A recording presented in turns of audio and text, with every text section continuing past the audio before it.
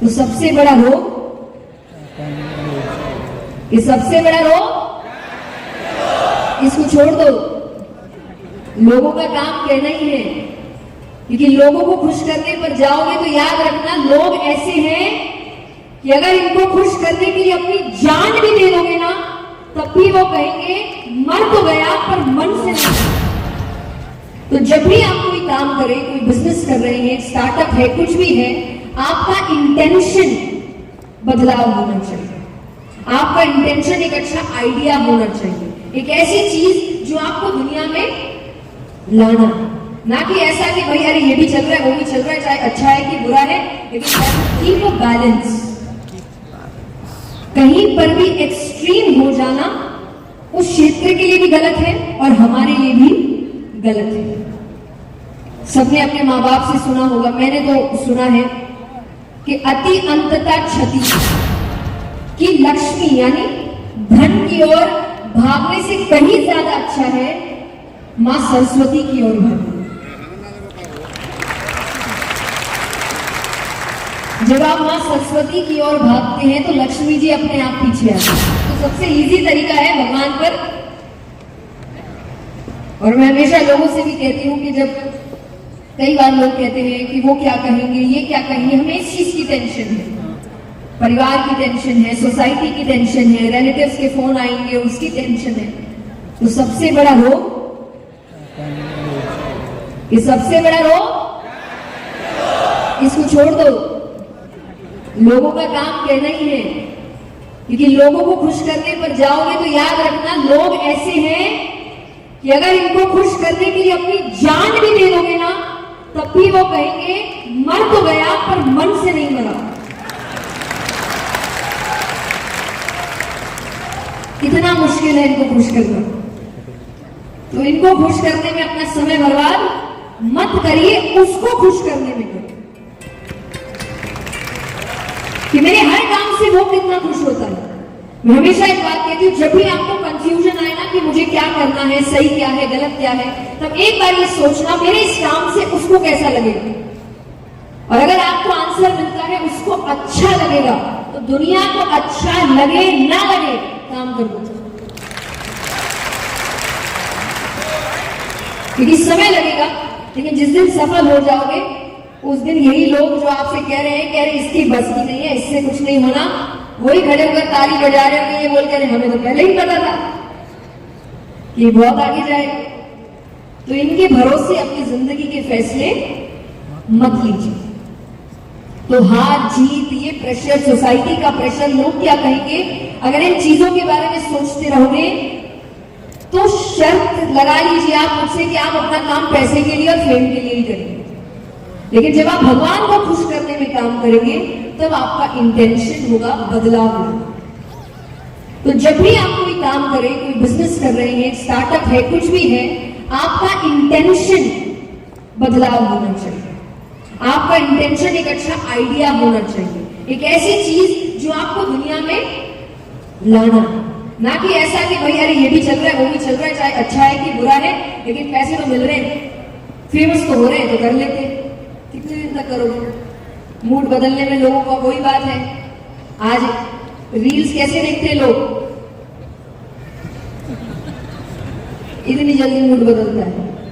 तो अगर आपको लग रहा है कि भाई फेमस तो यही चीज कर रही है, पैसे तो इसी के मिल रहे हैं, इतने ही दिन मिलेंगे, जहां इनका पसंद घुमा वहां आपका काम भी खत्म हो जाएगा। लेकिन जब आप किसी ऐसी चीज पर काम करते हैं जो आपको पता है कि उससे किसी का फायदा होगा, उनकी लाइफ में बदलाव आएगा, वो चीज लाइफ टाइम चलती है, तो पैसा अपने आप आए प्रोडक्ट हुआ। तो मैं हमेशा एक बात कहती हूं, क्योंकि हम सब यहां कई होंगे जो लक्ष्मी जी की पूजा करते होंगे, करते ही हैं। किस रीजन से करते हैं?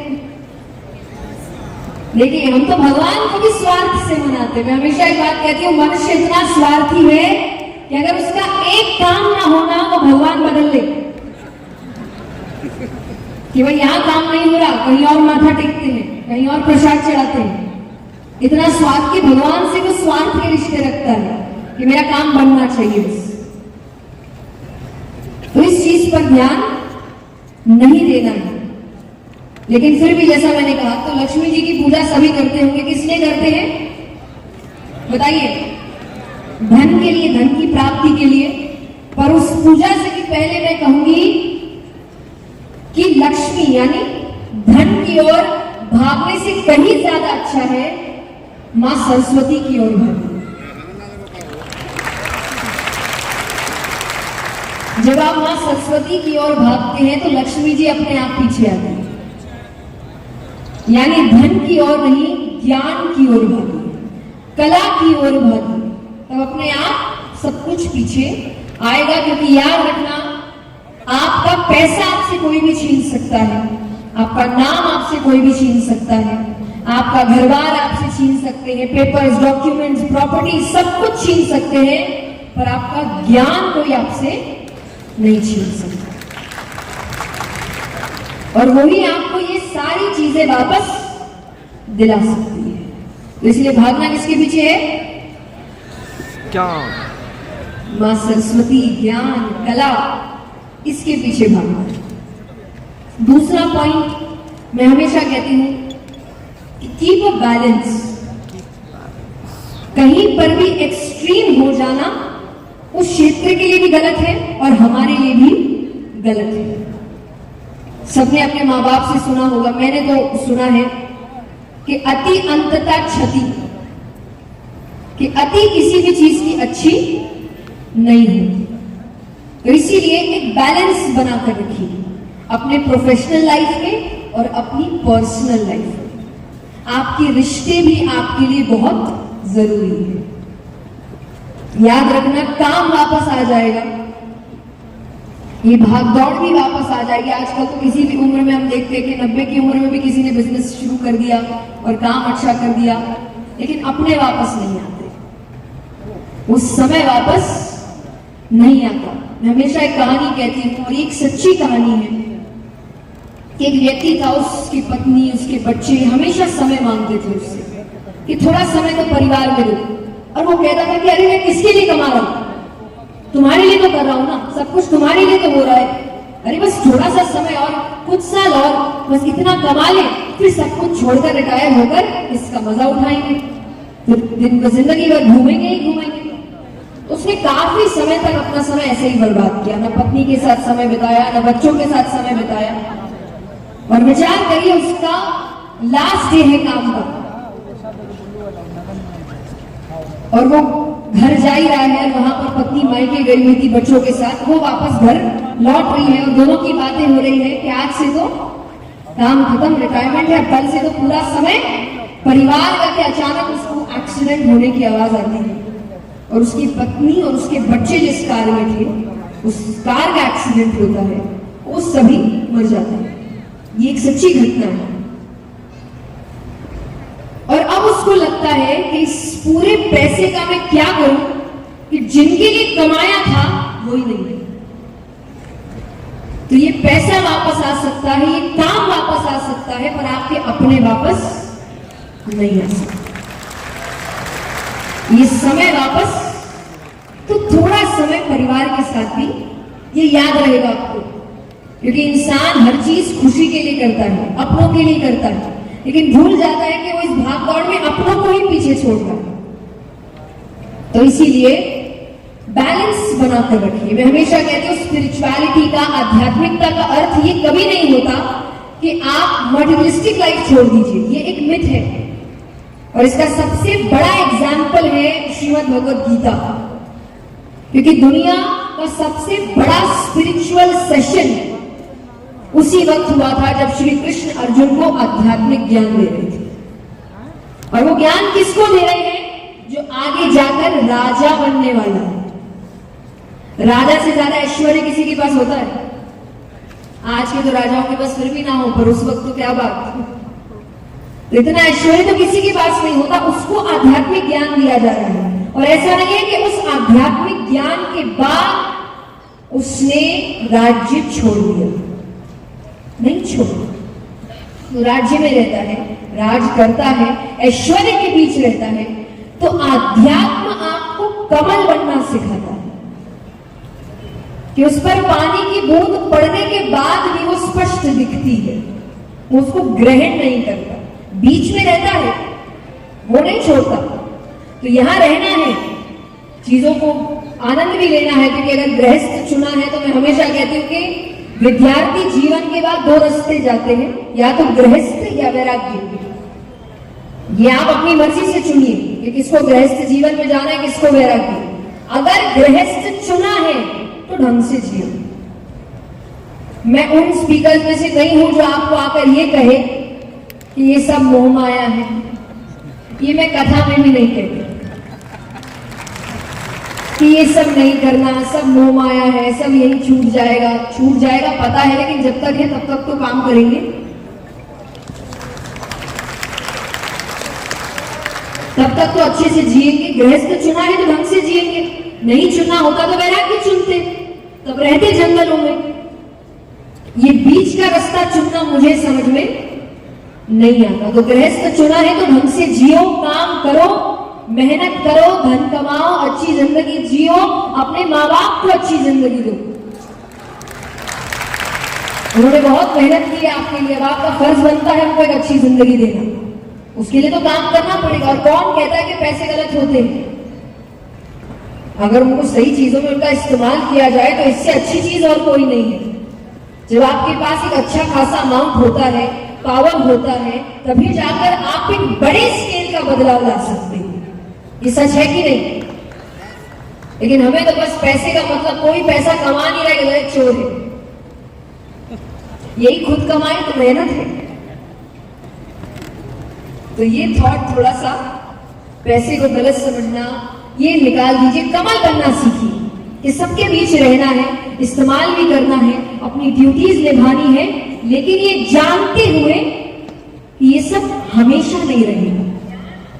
और ये सिखाने का मतलब ये नहीं होता कि आपको इन सब चीजों को छोड़ने को कहा जा रहा है। ये सिखाने का मतलब होता है कि अगर ये छूट भी गया तो आप टूट ना जाए, इसी को जिंदगी मान करना चाहिए। एक छोटी सी कहानी सुनाती हूँ आपको। एक बार एक ट्रेन में फर्स्ट क्लास कंपार्टमेंट में एक महाराज जी बैठे हैं, सामान है बहुत सारा, बड़े बड़े सूटकेसेस रखे हैं, और सामने वाली सीट खाली है। अभी तक सामने वाला आया नहीं। तो कुछ देर ट्रेन चलती है, फिर एक स्टेशन पर एक व्यापारी आता है, बिजनेसमैन, सूट बूट पहनकर, यहाँ भी कई पहनकर बैठे हैं। तो सूट बूट पहनकर आता है, बड़े बड़े सूटकेसेस है उसके हाथ में। वो सामने वाली सीट उसी की थी। वो आकर बैठ गया। अब वो महाराज जी को देख रहा है कि कपड़े तो अलग अलग रहे हैं, पर फर्स्ट क्लास में बैठे हैं, इतना बड़े बड़े सूटकेसेस हैं। तो उसने थोड़ी देर में मुस्कुराते हुए कहा कि महाराज जी, देखा जाए तो आप में और मुझ में सिर्फ कपड़ों का ही अंतर है। तो महाराज जी ने कहा, मैं समझा नहीं। बोले, हाँ, फर्स्ट क्लास में मैं भी बैठा हूँ, फर्स्ट क्लास में आप भी बैठे हैं, सामान मेरे पास भी है, सामान आपके पास भी है, तो कपड़ों का ही अंतर हुआ ना। महाराज जी समझ गए क्या बोलने की कोशिश।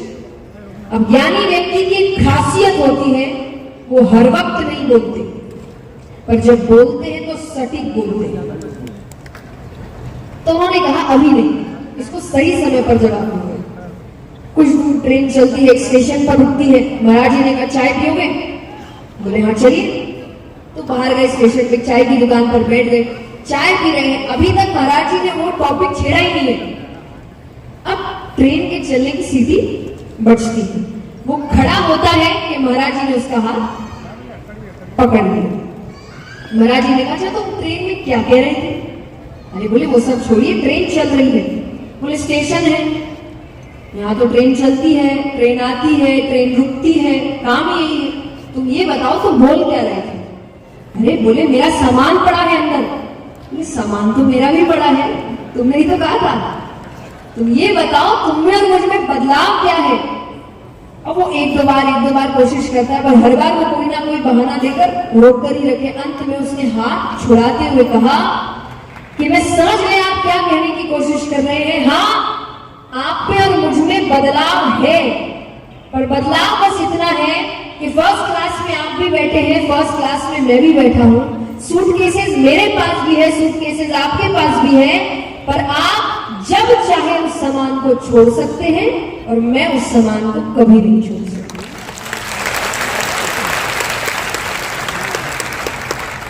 तो ये फ्रीडम